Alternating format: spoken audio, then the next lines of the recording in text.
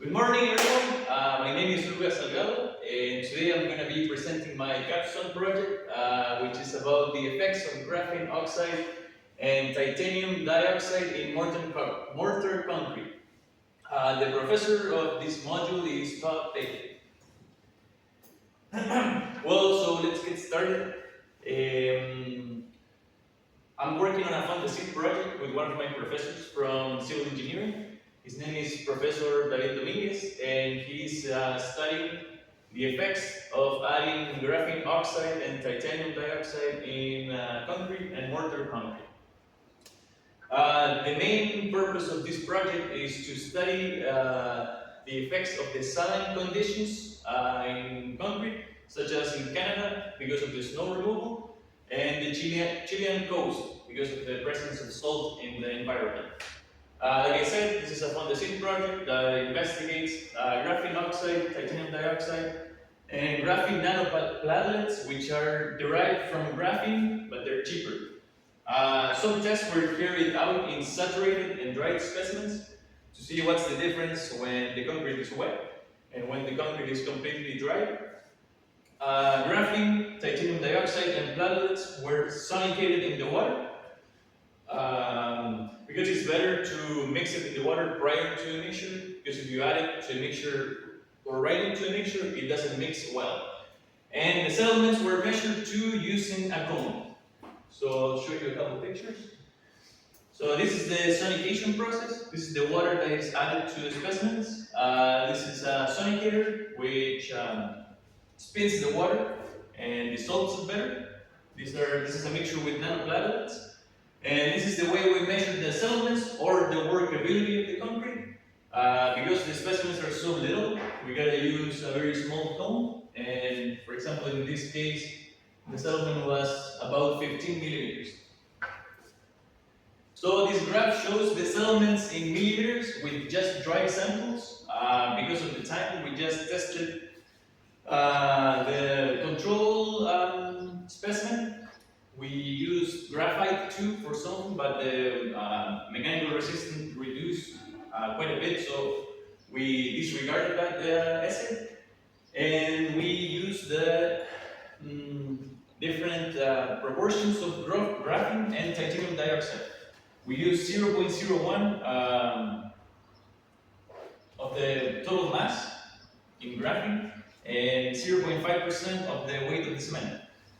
We use 0.1 and 1 and 5, or 0.5 and 1, and then we use 0.3% of graphene oxide and 0.5% and 1% of titanium dioxide. So we can see the settlement of the traditional probe is about 15 millimeters. And as we add more graphene, the workability decreases. So we have a couple of samples. We have the settlements with saturated samples or wet sand, and the settlement of the control is not as high as the dry one. It's because the water, since the water is in the sand, it absorbs better the water and it's less workable than the other ones. And these are the settlements of the platelets. So let's talk about the compressive resistance.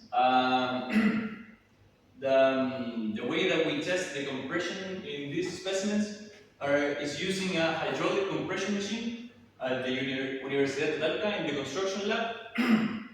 These tests are performed at the 28-day curing, just so we get the best resistance of the concrete.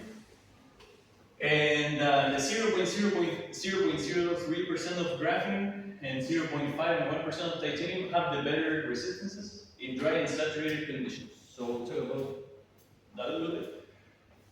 So when we tested the dry specimens, we have our traditional or control specimen, which had a resistance of 38.3 MPa's.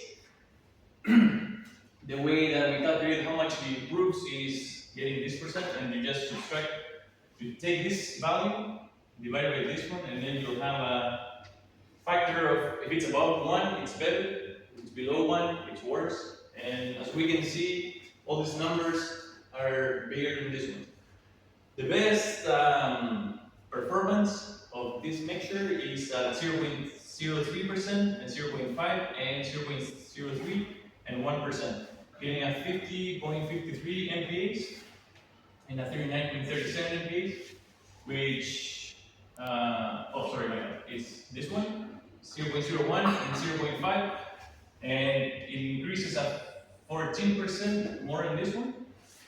With 0.01 and 1%, we improve 4%, and 0.03 and 0.5 is at 31%. So this is the best mixture or mix design.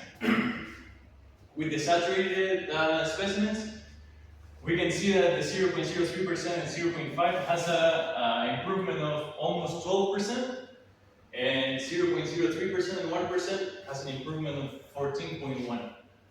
On the other side, the 0.01 and 1 have a decrease of 13% and a decrease, or sorry, 0.01 and 5% has a decrease of 9.9%.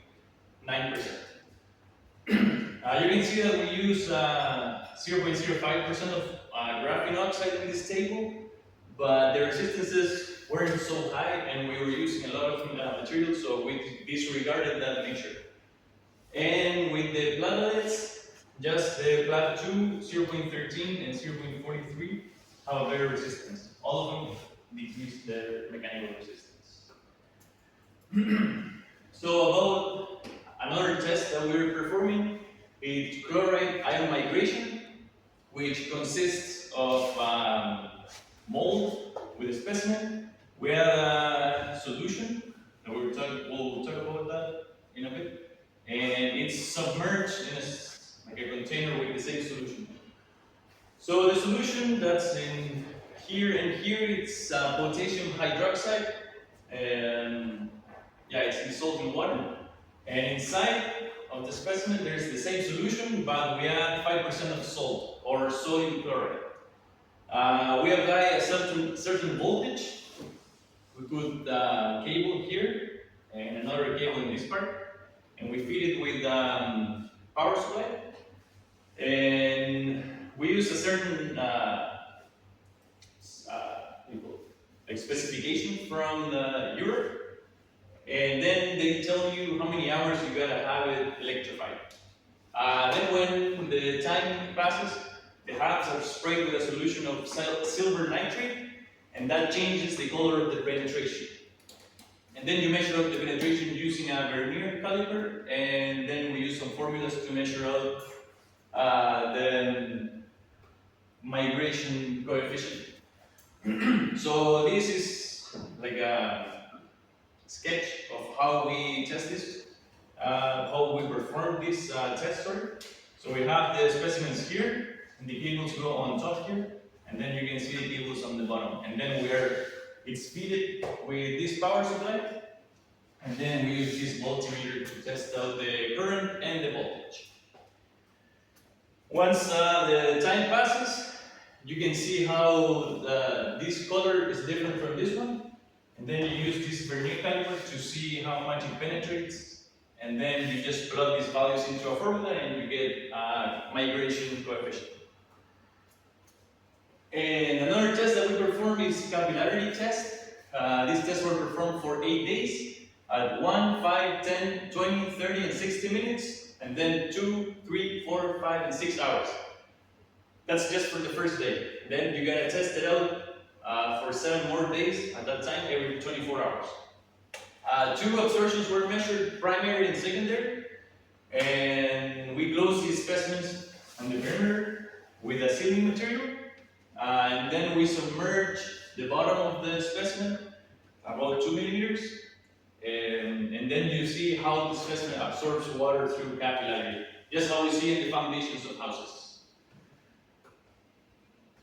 This is a picture of how I did this. I did it at my home because of the time that we had to measure. It's 8 days in a row, so some days the university doesn't open, so I just did it in my house.